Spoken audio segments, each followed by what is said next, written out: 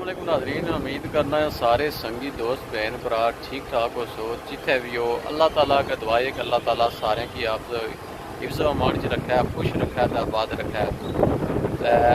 अज मौसम बड़ा प्यारा आ, ठंडी ठंडी हवा जड़ा ना चलनी पी है। इसलिए बड़ा ही मज़े ना मौसम आ। मैं है जड़ा सोचा कि अपने जड़े साढ़े नाज़रीन है, सारे जड़े तकने वाले उन्होंने की जड़ा ना अपने देश में जड़ा मौसम आ वो दसी कि ना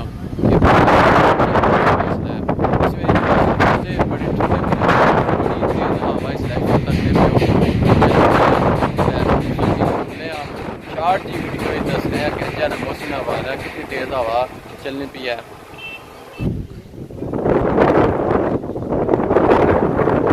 बड़ी तेज़ हवा चलनी पी जी, इसलिए पता ही लगना आखिर ना फिर सर्दियों का मौसम शुरू हो गया।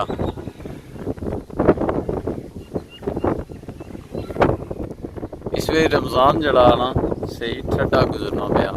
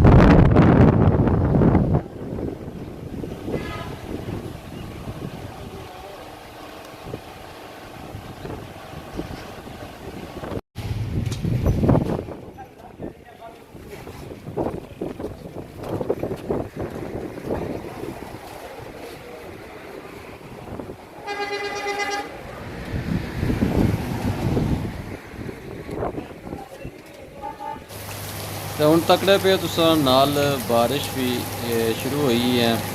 बारिशा ने भी कोई रिकॉर्डिंग की सी थोड़ी जी, तो मैं वो भी शेयर करी थी ना।